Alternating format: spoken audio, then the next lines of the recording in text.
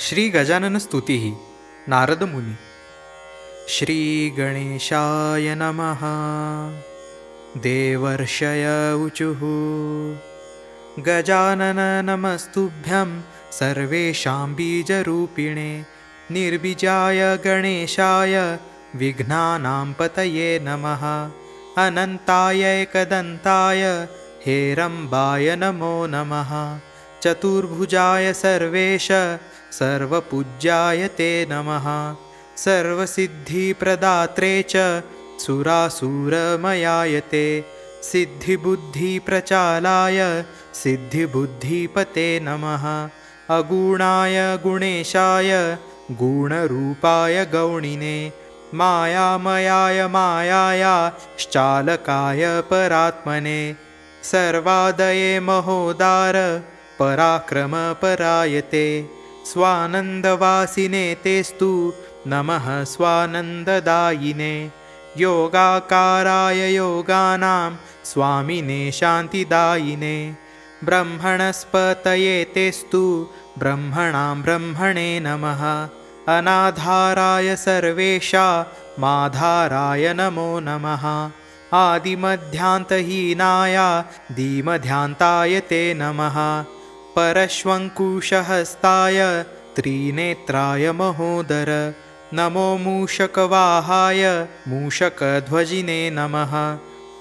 नमो नमस्ते सकलाय धाम्ने सदा सुखानन्दकराय पात्रे जगत्सुस्त्रष्टे सकलस्य हन्त्रे गुणैर्विहीनाय गणाधिपाय विदेहरूपाय पराय भोक्त्रे बोधेन हीनाय सुसाङ्ख्यकाय सदा स्वबुद्धौ परसंस्थिताय गजात्मरूपाय नमो नमस्ते।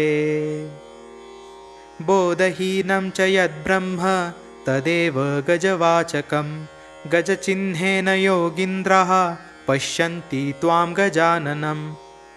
यथा मुखस्य चिह्नेन ज्ञायन्ते मानवादयः तथा विदेहचिह्नेन ज्ञायसे त्वं तु योगिभिः।